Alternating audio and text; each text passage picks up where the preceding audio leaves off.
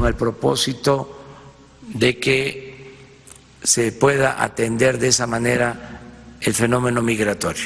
El programa llamado Sembrando Vidas es parte del plan de desarrollo que el gobierno mexicano presentó en Washington para evitar la imposición de aranceles a las importaciones mexicanas, pero los especialistas dudan de su efectividad.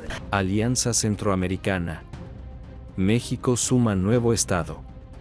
Honduras se une a México. Nadie lo esperaba. Mientras los ojos del mundo siguen fijos en las grandes potencias, en el ascenso de China, las elecciones en Estados Unidos y las tensiones en Europa del Este, en las entrañas silenciosas de América Latina, se está gestando algo que nadie anticipó, un nuevo eje de poder. México, tradicionalmente encajonado entre su vecino del norte y sus propias crisis internas, ha comenzado a trazar una estrategia silenciosa, profunda y quirúrgicamente diseñada para cambiar el equilibrio político del continente. Y su objetivo inmediato no es un gigante, porque lo que comenzó como una tímida cooperación diplomática y comercial se ha transformado en algo más, una expansión estructural que está integrando a Honduras en el aparato político y económico de México, al punto que muchos ya hablan, en voz baja, del nuevo Estado mexicano del sur. Una estrategia que lleva años gestándose. En 2019, el Tratado de Libre Comercio entre México y el Triángulo del Norte, Guatemala, El Salvador y Honduras, parecía uno más de los tantos acuerdos inofensivos firmados en cumbres latinoamericanas. Empresas mexicanas comenzaron a desembarcar en Honduras. Constructoras, bancos, farmacéuticas, cadenas de alimentos, todas respaldadas por capital que, aunque privado en apariencia, contaba con respaldo diplomático. Grupo Carso, Bimbo, América Móvil, Cemex, FEMSA. No eran solo inversiones. Eran posiciones estratégicas en sectores clave, energía, telecomunicaciones, alimentos, infraestructura.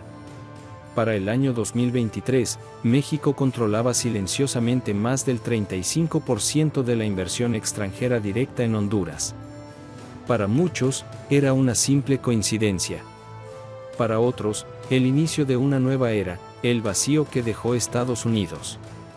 Mientras Washington endurecía su discurso migratorio y reducía su presencia en Centroamérica, México llenó ese vacío con un discurso más amable pero igual de efectivo: cooperación, inversión solidaria, apoyo a proyectos sociales.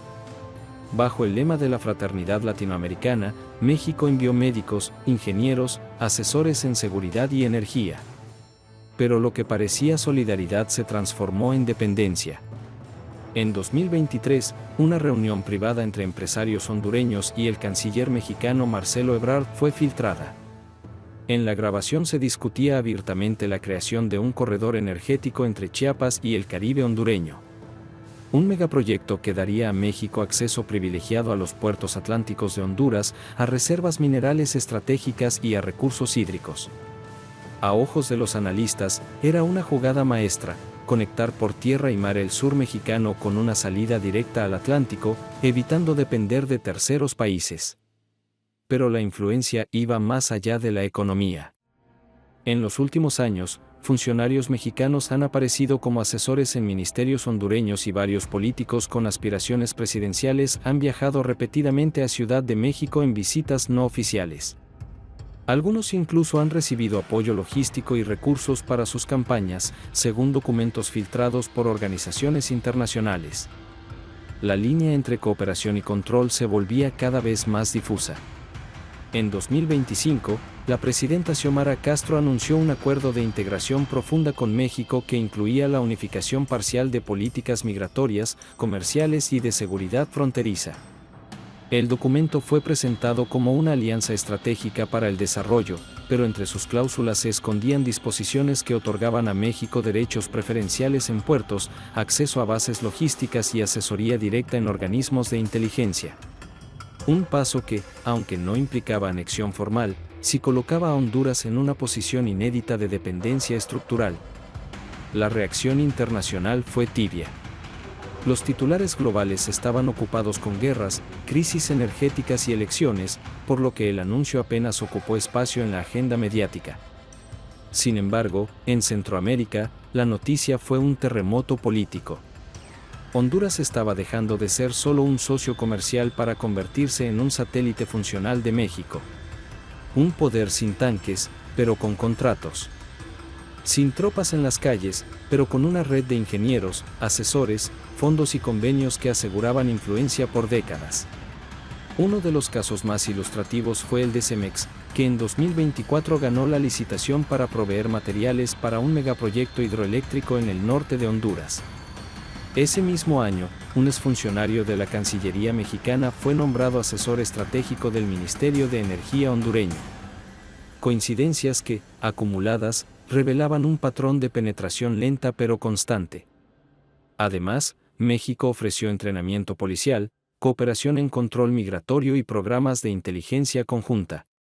Bajo la apariencia de cooperación humanitaria, se estaba construyendo una red de lealtad institucional que amarraba a Honduras a la órbita mexicana. Para muchos analistas, esto no era otra cosa que una nueva forma de imperialismo suave, un modelo que no impone, sino que seduce, que no invade, sino que absorbe. Y los beneficios para México eran enormes: control logístico de un corredor centroamericano que le permitía mover mercancías desde el Pacífico hasta el Atlántico sin intermediarios, acceso directo al Caribe, explotación preferencial de recursos naturales estratégicos y, quizá lo más importante, una base política regional para negociar en bloque frente a Estados Unidos, China o incluso dentro de plataformas como la CELAC y el BRICS Plus. Para Honduras, la ecuación era más ambigua. Por un lado, acceso a capital, estabilidad política, respaldo logístico y una alianza con una potencia emergente capaz de abrir mercados y atraer inversiones.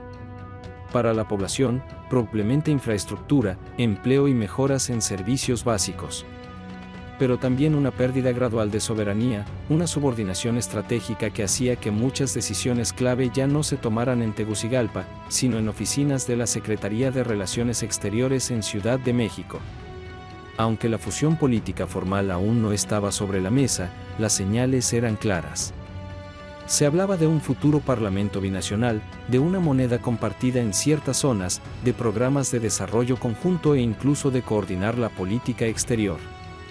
Algunos lo celebraban como el renacer del sueño bolivariano, otros lo veían como una absorción disfrazada. Lo más inquietante era que todo esto se negociaba lejos del escrutinio público, en salas cerradas donde los protagonistas no eran presidentes o cancilleres, sino conglomerados empresariales cuyo verdadero alcance rara vez se hacía público. ¿Estamos viendo el nacimiento del Estado Federal Mesoamericano? ¿O simplemente la extensión de una nueva Pax Mexicana sobre un territorio que Washington decidió abandonar? Sea cual sea la respuesta, la jugada mexicana estaba redefiniendo el tablero regional. México, históricamente víctima del intervencionismo extranjero, estaba replicando las lecciones aprendidas y adaptándolas a su propio contexto.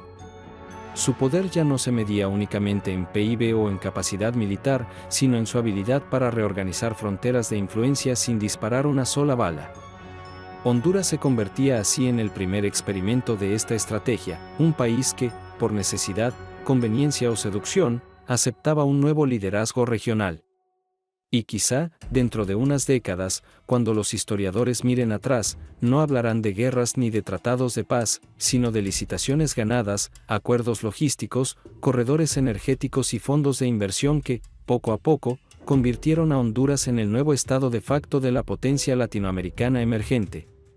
Un cambio que no se vio venir, que se ejecutó sin ruido y que podría ser el inicio de una integración que cambie para siempre el mapa político de América Latina.